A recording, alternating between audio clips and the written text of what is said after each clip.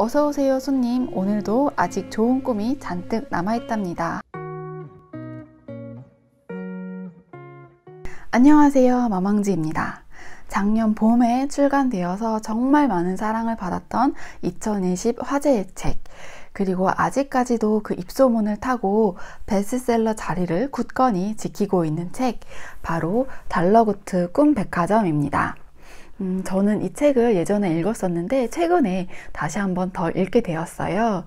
많은 분들이 사랑하시는 이미애 작가님의 달러구트 꿈백화점을 간단하게 소개하고 또 재미있게 읽을 수 있는 방법도 한번 소개해 보겠습니다. 책의 줄거리를 간단하게 소개해 보자면요. 잠들어야만 입장이 가능한 독특한 마을에 있는 달러구트 꿈백화점에서 벌어지는 일을 다룬 판타지 소설입니다. 이 백화점은 잠든 손님을 상대로 꿈을 판매하고 있고 심지어 동물들까지도 꿈을 사러 온답니다. 여기에 새로 입사하게 된 신참 직원 페니를 중심으로 이야기가 펼쳐집니다. 달러구트는 이곳의 주인이고요. 이 백화점은 1층부터 5층까지 각기 다른 카테고리의 꿈을 취급하고 있고 페니를 비롯해 많은 직원들이 종사하고 있습니다. 이렇게 꿈 백화점이 있다면 꿈을 납품하는 거래처도 있겠죠? 그들을 꿈 제작자라고 부르고 각기 다른 스타일의 꿈을 제공합니다. 그리고 꿈을 사러 오는 손님들은 우리와 같이 현실에 사는 사람들인데요. 이들이 잠에 들어 달러구트 꿈백화점에 입장하게 되면 어서오세요 손님, 오늘도 아직 좋은 꿈이 잔뜩 남아있답니다 하는 인사말이 들려올 거예요. 이 소설은 꿈이라는 소재와 함께 백화점 운영과 신참 직원의 적응기라는 현실적인 요소를 잘 섞어서 어딘가 있을 법한 공간을 만들어내고요. 그리고 그 안을 기발한 상상력으로 디테일 있게 꾸며갑니다. 되게 편안한 스토리라인과 꿈 백화점 직원들과 꿈 제작자들의 진심 어린 열정이 느껴져서 정말 훈훈하게 읽을 수 있었던 책이었고요. 잔잔한 내용이어서 좀 동화같이 느껴지기도 했고 정말 재미있고 따뜻하게 읽을 수 있었던 책이었습니다. 요즘 서점 사이트에 들어가 보시거나 책에 관심 있는 분이라면 이 책에 대해서 한 번쯤 들어보셨을 것 같은데요.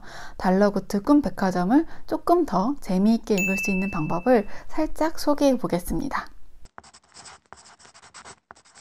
이 책에서 페니는 청년들의 꿈의 직장이라고 불리는 달러구트 꿈백화점에 1차 서류 전형은 합격하고 문제집을 풀기도 하고 관련된 책을 통으로 외울 정도로 열심히 면접 준비하는 모습이 그려집니다. 사실 이 책의 작가 이미애님은 삼성전자 반도체 엔지니어 출신이라고 하시더라고요. 나이로 봤을 때 아마도 거기가 첫 직장이셨을 것 같은데 그런 취준생과 신입사원으로서의 경험이 페니에게 잘 녹아든 게 아닌가 생각이 들고요. 또 대기업 중에서도 삼성전자에 들어가기 위해서 여러 가지 관문이 있었을 것 같은데 그런 경험이 이 소설 속에서 디테일로 살아나는 재미를 볼 수 있습니다. 그리고 페니는 좀 도전적인 성격으로 그려지는데 작가님의 성향이 묻어난 것 같다는 생각이 들어요. 이거는 이 책의 출간 히스토리를 보면 느낄 수 있답니다. 작가님은 회사를 아예 그만두고 본격적으로 글을 쓰기 시작했다고 합니다. 정말 대담한 선택이었던 것 같은데요. 인터뷰를 보니까 문학에 대해서 배운 적은 없고 6주 안에 책 완성하기 이런 식으로 특강처럼 배우셨다고 합니다. 그래도 나름대로 성공한 드라마나 소설의 인기 요인을 분석하면서 이야기를 어떻게 짜면 독자들이 좋아할지 정말 열심히 연구했다고 합니다. 그런 데이터를 토대로 이렇게 완전 먹히는 소설을 써내신 것 같고 어떤 공모전이나 신춘문예 경험 없이 내가 좋아서 쓰기 시작한 첫 소설이 완전히 대박난 케이스라고 볼 수 있습니다. 그리고 그 특강 수업을 마무리하면서 강사님이 크라우드 펀딩을 권하셔서 텀블벅에 이 작품을 올려보게 되었고 목표 금액의 1800% 이상을 달성하면서 펀딩은 대성공이었다고 합니다. 그 이후에 세멘파커스 전자책 브랜드인 북닷을 통해 전자책이 먼저 출간되었고 그 다음에 세멘파커스 브랜드인 팩토리9을 통해 종이책이 출간되었습니다.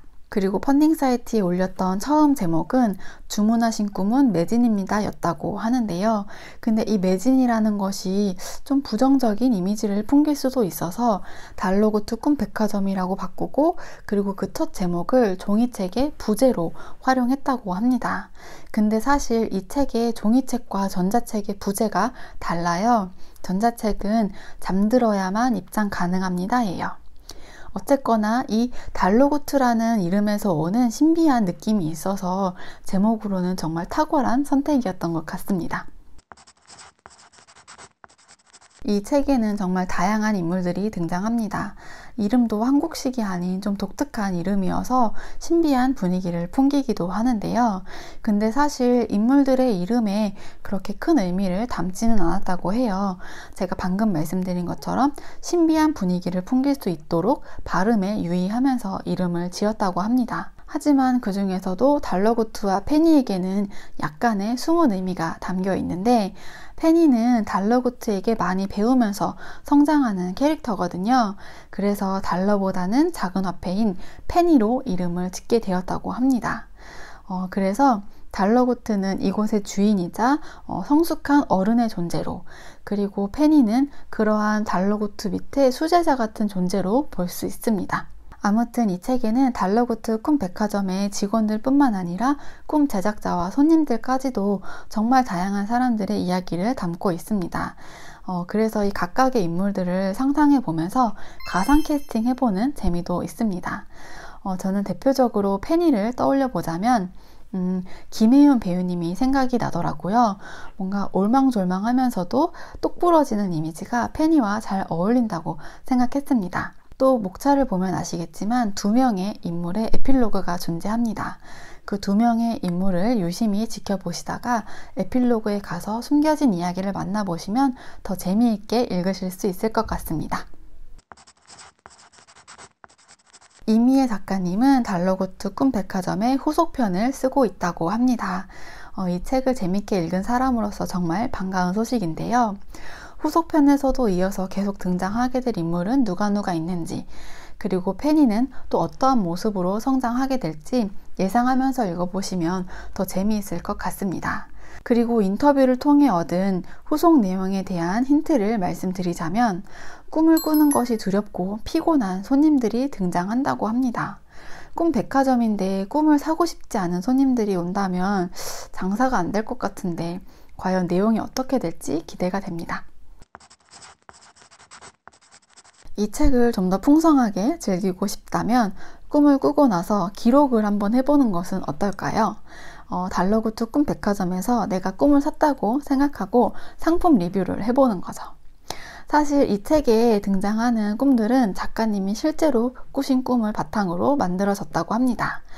평소에 꿈을 많이 꾸셔서 꿈 일기라는 것에 기록을 하는 습관이 있다고 하네요. 꿈도 우리 시간과 기억의 일부인데 기록해보는 것도 좋을 것 같고, 또 달러구트 꿈 백화점에 지불되었을 꿈값도 계산해보는 재미도 있을 것 같습니다. 그리고 책 읽을 때 뭔가 들으면서 보는 걸 좋아하시거나 ASMR을 좋아하시는 분들이라면 달러구트 꿈 백화점을 주제로 한 ASMR 입체 음향을 들어보시는 것도 추천합니다.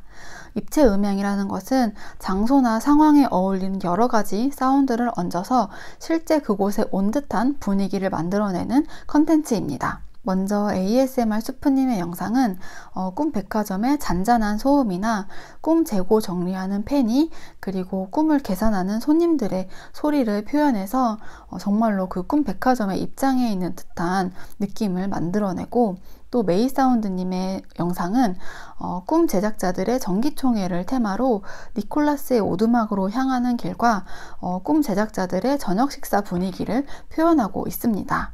그리고 리디셀렉트 인터뷰를 통해서 작가님의 추천 플레이리스트를 확인할 수 있었는데요.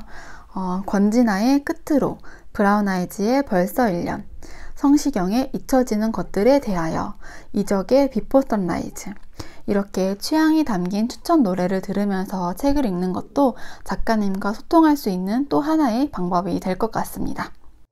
네, 이번에는 달러구트 꿈백화점 책을 소개하면서 이 책을 좀 더 재미있게 읽을 수 있는 소소한 방법도 이야기해봤는데요. 저는 이 책이 담고 있는 꿈과 또 페니의 성장 이야기도 좋았지만 사실 더 좋았던 것은 이 출간 히스토리까지 포함한 이 책 자체가 주는 기운이었습니다. 글을 쓰고 싶어하는 많은 사람들에게 나도 할 수 있다라는 메시지를 주는 것 같기도 하고 또 더 많은 사람들이 용기 내어 도전해 볼 수 있는 본보기가 되지 않나 생각해 봅니다. 편안하고 따뜻한 내용의 소설이고 정말 기분 좋게 읽을 수 있어서 힐링 판타지라고도 불리는 이 책을 한 번쯤 읽어보시기를 추천합니다. 네, 오늘의 영상은 여기서 마치도록 하고요. 영상이 좋으셨다면 좋아요와 구독도 부탁드립니다. 시청해주셔서 감사합니다. 안녕!